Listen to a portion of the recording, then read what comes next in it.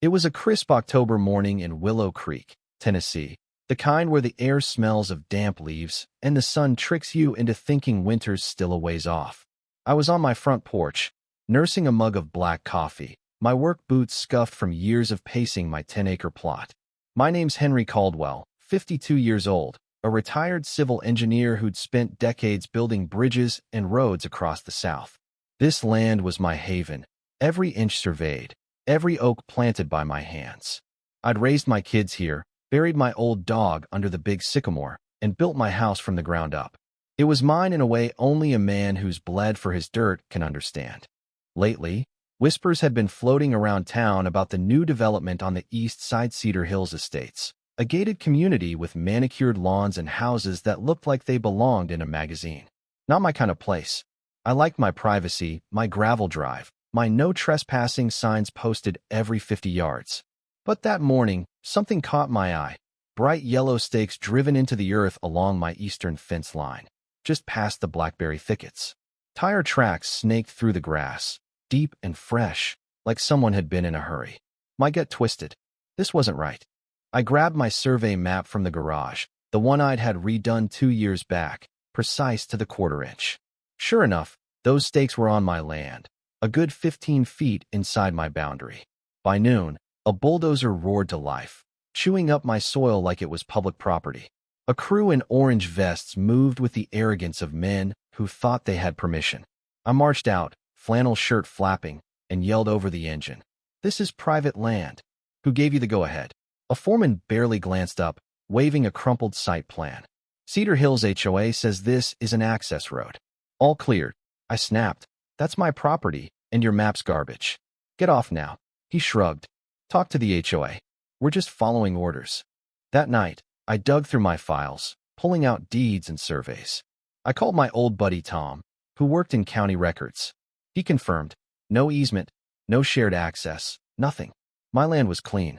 The next day, a silver pickup rolled up, and out stepped a man in a pressed blazer and cowboy boots. Carl Winston, a county planner with a smile too slick for my liking. He called it a neighborly chat, said the road was for community benefit, and suggested I work with the HOA. I told him this wasn't a dispute. It was trespassing, plain and simple. His eyes flickered, and I knew he was hiding something. 3 days later, a letter arrived from Cedar Hills Estates, printed on fancy letterhead with a gold logo. It claimed a community access corridor had been recorded through my land, complete with a map that looked like a kid drew it. The coordinates were nonsense. The lines didn't match my survey, and there was no signature, just a smug HOA seal. Then the flyers started. Neighbors found them in their mailboxes. Local man blocks safety route. Endangers families. They used a photo of my house, my son's bike on the porch. I was the bad guy now. I called my lawyer, Ellen, a no-nonsense woman who'd seen her share of HOA scams. "They're bluffing," she said. "They're hoping you'll cave." I didn't cave. I rented a truck, hauled 8 concrete barriers from a quarry, and set them across the path they'd started carving. I bolted signs to each one. Private property. No access. Trespassers prosecuted. The next morning, my daughter found a package in the mailbox, no postage, just twine. Inside, wrapped in torn HOA flyers, was a dead possum, stiff and stinking, with a note. "Your land's already trash. Let it go." This wasn't a mistake anymore. This was personal. Over the next week, my cameras caught cars circling the barriers. One gray SU, same model as Winston Slingard, its driver snapping photos. Then came an anonymous letter. "Your fences won't stop progress, Henry." My kids started asking if it was safe to play outside. I told them yes, but I walked the property line with my shotgun that night, sitting under the sycamore till dawn. They could fake maps all they wanted, but they'd picked the wrong man to bully. The HOA upped the ante. One morning, I woke to a crowd on the county road outside my gate, folding chairs, a podium, and a banner. Cedar Hills HOA Community Forum. A man in a polo shirt preached about resolving the access dispute with unity. Unity? I dragged out my old speakers, hooked up Skinner's Sweet Home Alabama, and let it blast. Then I fired up the grill, flipped burgers, and sat in my lawn chair, daring them to cross my line. A woman with a clipboard stormed over, shouting, "This is an authorized event." I pointed to my sign. "You're on public land." "I'm on mine." "Move." She called it community adjacent. I laughed. A local reporter showed up, camera rolling. I gave him a clear shot of the barriers and their circus. Then a drunk guy stumbled to the mic, slurring. I sold the Parkers that lot. Told him the map was temporary. Nobody checked it. The HOA shut it down fast, but the damage was done. That night, my cameras caught two figures in hoodies unloading fireworks taped together, jamming them under a barrier. The blast cracked the concrete, scorched my gravel. My kids woke up screaming. The sheriff finally took it seriously, filing a report and muttering about those HOA folks getting cocky. They didn't stop. By Monday, they'd blocked my driveway with orange netting and signs. Closed for safety review, HOA order. They set up a checkpoint on the county road, stopping my grocery delivery. Two women with clipboards demanded I state my purpose for using a public road.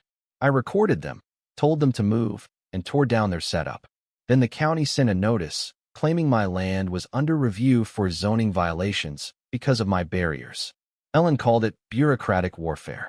The HOA's website posted a report accusing me of blocking emergency services and anti-community behavior. I was done playing nice. One night, I heard machinery. I grabbed my flashlight and found a crew laying asphalt through my land, over the cracked barrier, straight through my oaks. They had lights, rollers, and a dump truck like a military operation. I shouted, but they pointed to a clipboard, claiming county approval. The sheriff's dispatcher called it a civil matter. I knew Winston was behind it. That was it. I sent my family to my sisters in Knoxville, kissed my wife, and promised to end this. She squeezed my hand and said, "Make them pay, Henry." I called in a favor from Lisa Hayes, a geospatial expert I'd worked with on highway projects. She brought drones, laser scanners, and a team. We mapped the encroachment, 14.2 meters into my land, cutting through a trail my kids called the Deer Path. The HOA's markers were fake-painted stones, misspelled tags. Lisa's drone found carved symbols on trees, coded HOA boundary claims. One linked to a county drone registered to Winston's office. It was a conspiracy, sloppy but deliberate. I told Ellen to sue. The HOA, the Parkers, who owned the lot the road served, the contractor, and Winston. Charges: trespass, property destruction, fraudulent encroachment. Damages: $275,000. Lisa's data, my surveys, and drone footage went into the filing. A contractor, Mike, an ex-Navy guy stiffed by the HOA, gave me work orders on HOA letterhead, calling the road an emergency access project. It was laughably fake. We served papers to everyone. The story hit local news. Tennessee man fights HOA land grab. My phone rang nonstop, reporters, neighbors, even an HOA board member apologizing, claiming Winston misled them. Too late. The courtroom smelled like old wood and tension. The HOA's lawyers, in shiny suits, blamed a mapping error and pleaded community need. The Parkers fidgeted, avoiding my gaze. Winston sat stiff, pale as chalk. Judge Clara Evans, a grizzled veteran, looked unimpressed. Ellen laid it out. My survey, Lisa's footage showing the road carving through my land, Mike's testimony about being told to ignore permits. The county archivist dropped the bomb.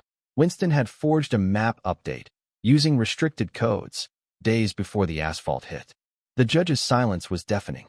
She ruled for me on all counts. The HOA owed $275,000 for damages and restoration. The Parkers lost access rights and faced fines. The contractor was banned from county work for 5 years. Winston's case went to the DA for criminal fraud and abuse of power. The gavel fell like a hammer. The HOA board deflated. The Parkers slunk out. Winston stared at the floor. Outside, neighbors cheered, one holding a sign. Henry's land, Henry's rules. 2 weeks later, I installed a wrought iron gate, etched with Caldwell's line, "No trespass." I bolted it myself, Johnny Cash playing, my hands black with grease. The Parkers moved out quietly. Cedar Hills redrew their plans, burying their map online. Winston was on leave, likely lawyering up. The HOA sent an apology letter. I hung it in the barn. I threw a Liberty Day barbecue, inviting neighbors who'd finally warmed to my fight. A kid from the local paper interviewed me. I told him, "Your land's only yours if you defend it. Measure, document, fight smart." That night, I sat on my porch, my dog Rusty at my feet, the gate gleaming under the stars. They'd tried to pave over my life, but they'd built the road to their ruin. What do you think? Have you ever faced injustice or fought for what's yours? Share your thoughts below, especially on how far you'd go to protect your rights. Let's get this conversation going.